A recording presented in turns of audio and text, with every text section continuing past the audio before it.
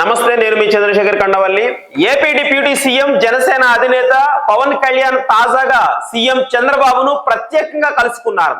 ఒకవైపు assembly budget సమావేశాలు జరుగుతున్న సమయంలో పవన్ కళ్యాణ్ ముఖ్యమంత్రి కార్యాలయానికి నడుచుకుంటూ వెళ్లి సుమారు అరగంట పైనే ఆయనతో భేటీ అయ్యారు. తాజాగా సోమవారం ఎమ్మెల్యే కోట ఎమ్మెల్సీ ఎన్నికలకు సంబంధించిన నోటిఫికేషన్ రావడం, అదే సమయంలో కేంద్రంలోని బీజేపీ పెద్దల నుంచి పవన్ కళ్యాణ్ కు ఫోన్ వచ్చిందన్న సమాచారం నేపథ్యంలో ఈ సమావేశంలో అత్యంత ప్రాధాన్యం చోటు చేసుకున్న విషయం ఏంటి?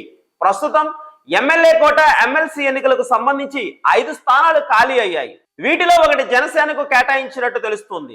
4 సీట్లు టీడీపీ తీసుకుంటున్న నేపథ్యంలో బీజేపీ కూడా ఎంట్రీ ఇస్తుంది. ఇప్పుడు వచ్చిన అవకాశం మునుముందు రాదని భావిస్తున్న బీజేపీ నాయకులు తమకు 1 సీటును కేటాయించాలని, తద్వారా ఉత్తరాంధ్రకు చెందిన మాధవ్ లేదా సోమవీర్రాజును సభకు పంపించాలనే ప్రయత్నాలు చేస్తున్నారు. పైగా వీరిద్దరికి ఆర్ఎస్ఎస్ తో సంబంధం బలంగా ఉన్న క్రమంలో వారికి 1 ఛాన్స్ ఇవ్వాలనేది బీజేపీ పెద్దల నుంచి వినిపిస్తున్న మాట.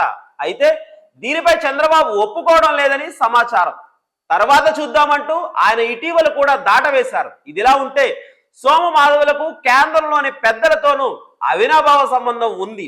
ఈ నేపథ్యంలో వారు ఢిల్లీ స్థాయిలోనే చక్రం తిప్పుతున్నట్లు గత 2 రోజులుగా బీజేపీలో చర్చ సాగుతోంది.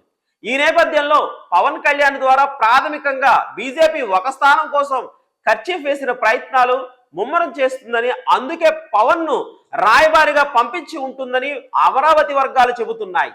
అయితే దీనిపై అధికారికంగా ఎలాంటి ప్రకటన రాలేదు. ప్రస్తుతం బీజేపీకి అసెంబ్లీలో ప్రాతినిధ్యం ఉన్నప్పటికీ మండలిలో అంతగా లేదు. దీంతో తమ మిత్రుడు పవన్ ద్వారా ప్రాథమికంగా చంద్రబాబుకు సమాచారం చేరవేసేందుకు ఆయనను పంపించి ఉంటారన్న చర్చ అయితే జోరుగా సాగుతోంది. దీనిపై నిజాలు తెలియాల్సి ఉంది.